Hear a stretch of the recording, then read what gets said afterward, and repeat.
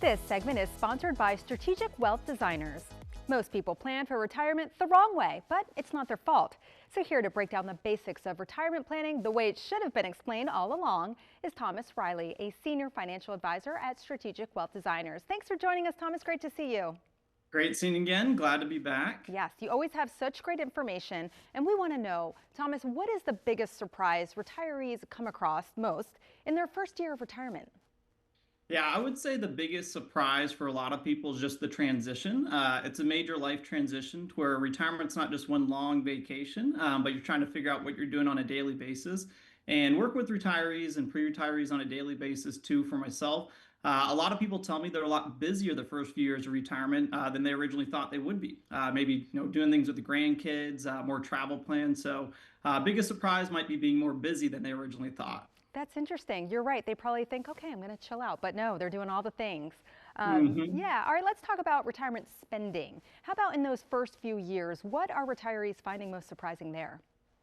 Yeah, the biggest thing that we see on a daily basis as well is people spend a lot more the first few years of retirement than they originally thought too.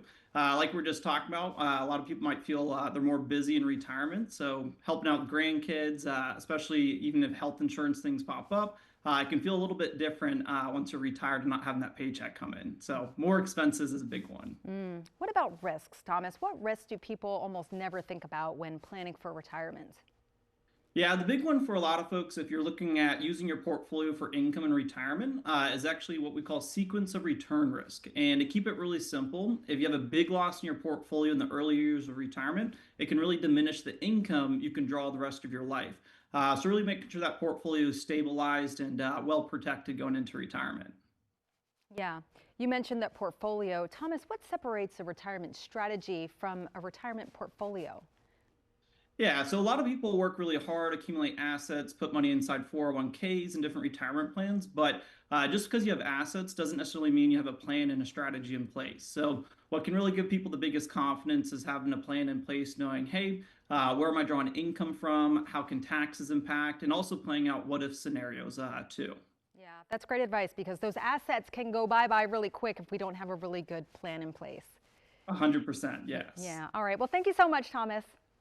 Thank you. Sure. For more in-depth retirement education, visit retirementplanninguniversity.com.